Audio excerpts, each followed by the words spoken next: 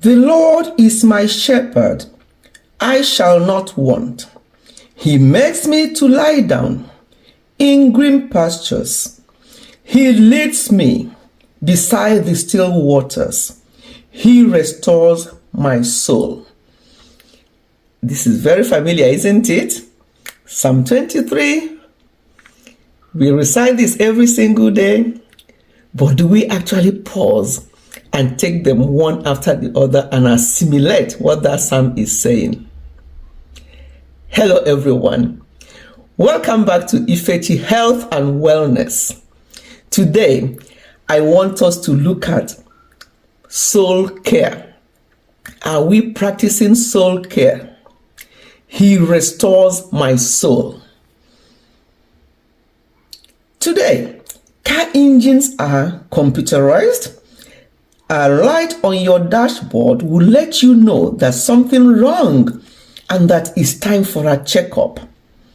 Your soul will do that too. But you have to pay attention to the signals. Don't wait until you have a spiritual, moral, emotional, or relational breakdown before you stop and pay attention. When your soul's thirst is not quenched and its needs are not met, it will seek relief other way. Often, a way that will hurt you. You must know when to say when. Most of us don't take breaks that enable us to restore our souls. We are so engulfed by guilt as if stopping will somehow be like you are being irresponsible or lazy. Or we will fear losing ground because we took a minute or some time for ourselves. One of the hardest things to achieve in life is not success, but a sense of balance. Let me say that again. One of the hardest things in life to achieve is not success, but a sense of balance. Most of us are not have that sense of balance. We can't balance things up. We're always one way. So in all your goal setting and goal getting, don't forget your soul. I say that again. In all your goal setting and goal getting, don't forget your soul. Even God rested, as written in Genesis 2 verse 2. God rested. And if he did, God who created us, if he did, then you also need to do so. Your body needs some rest. The power of rest is that it allows you to enjoy the journey of life and not just the destination. Indeed, if you don't learn to walk in the park by choice, you may end up in the hospital by necessity.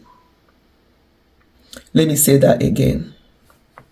If you don't learn to walk in the park by choice, you may end up in the hospital by necessity.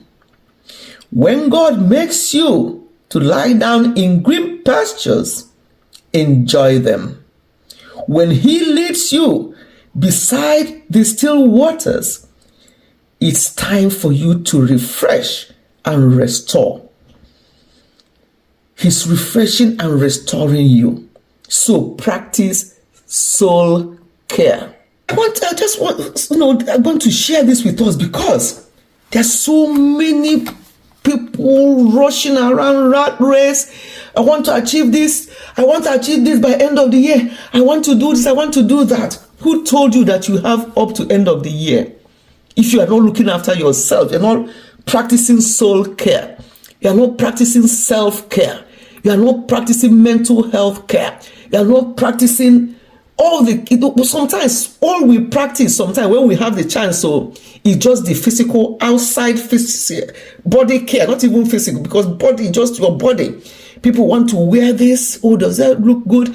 People want to rub that cream, do this, do their nails, do their hair, do this, and all the rest of it. That's the kind of care we see most of the time. But the most important care is soul care. Mental health is real and it's on the increase. People are shying away from it. It can start with simple stress, then anxiety, depression, bipolar, and then start increasing. It's real and it can happen to anybody.